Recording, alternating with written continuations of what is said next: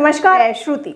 राजधानी पटना में दीदारगंज को मरीन ड्राइव से जोड़ने वाले नवनिर्मित जेपी फ्लाईओवर पर दरार की खबरों के बीच आज पथ निर्माण मंत्री श्री नितिन नवीन ने स्थल का निरीक्षण किया। आइए जानते हैं इसके बारे में और भी विस्तार से। अभी हाल ही में 10 अप्रैल को मुख्यमंत्री नीतीश कुमार ने इस अत्याधुनिक फ्लाईओवर का उद्घाटन किया था।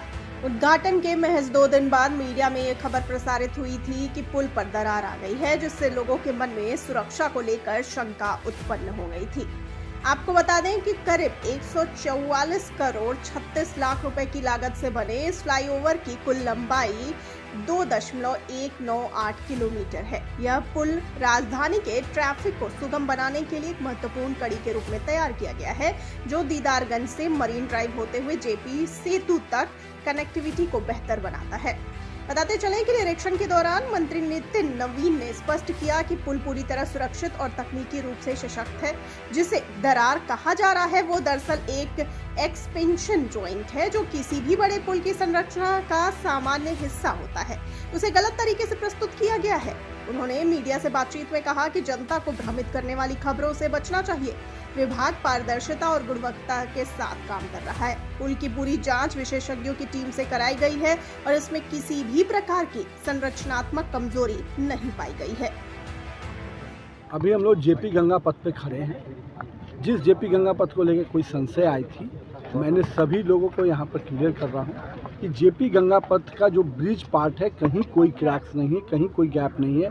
पूरी तरह से जेपी गंगा पथ अभी सुरक्षित है। जहाँ तक जो गैप आप लोगों ने देखा था, जिस गैप की चर्चा हुई थी, वो रोड पार्ट का है। और जनरली जो ब्रिज और रोड के बीच में वो स्पेस गैप दिया जाता है ताकि दोनों के बीच का जो फ्रिक्वेंसी है, समहाउ प्रेशर जब बनता है तो वो गैप रहने दिया जाता है और उस गैप को समहाउ फिलिंग किया जाता है ताकि कभी कभी वो गैप मेंटेन भी रहे और हम लोग टेक्निकली तरीके से भी उसको हमेशा मॉनिटर करते रहें।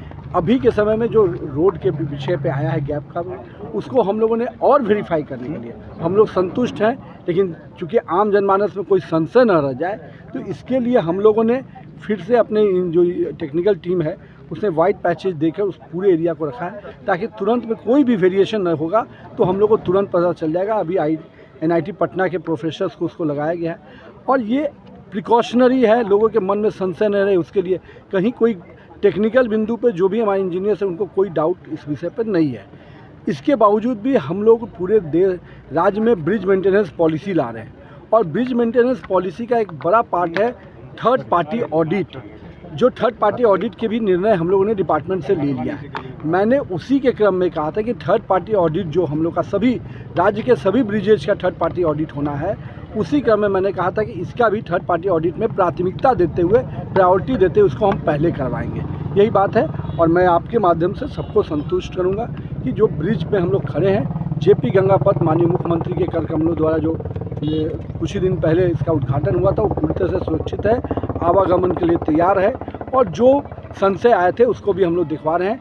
कहीं कोई संशय की स्थिति नहीं रहेगी, लोग पूरी तरह से आश्वस्त हैं। इसको दरार कहेंगे या कुछ और कहेंगे? मैंने तो अभी आपके सामने इतना क्लियर किया, अब इसको क्या शब्द। लेकिन अप्रोच रोड है सर। पहले आप समझिए, दोनों चीज़ें अलग हैं। जब रोड और ब्रिज दोनों के पार्ट में थोड़ा गैप रहने दिया था कि ब्रिज का जो वाइब्रेशंस होते हैं और रोड मिट्टी पे होता है, ब्रिज पूरी तरह से पिलर पे होता है, तो दोनों के बीच में वो गैप मेंटेन रहता है ताकि वो गैप को, दोनों के बीच के स्ट्रक्चर को स्ट्रेंथन नहीं करके गैप रहने दिया जाता है। उसका टेक्निकल रीजन है, उसको भी समहाउ फिलिंग किया जाता है ताकि कभी कभी मान लीजिए, और वो गैप नीचे में वही स्पेस रहता है, ऊपर से केवल फिलिंग करके उसका सरफेस ठीक रखा जाता है। वो दोनों के बीच में स्पेस रहने के लिए टेक्निकल कारण है। अब इस चीज़ को जो भी हमारे इंजीनियर्स हैं वो बेहतर समझते हैं और हम लोग आपको आश्वस्त कर सकते हैं कि ये कोई थ्रेट नहीं है इस ब्रिज पे, कहीं कोई ब्रिज के पार्ट में थ्रेट नहीं है। और रोड्स में जो रोड पार्ट है वो मिट्टी का जो सिंकिंग कभी कभी होता है तो वो विषय आता है, उसको समहाउ हमेशा फिलिंग करके मेंटेन किया जाता है। सर,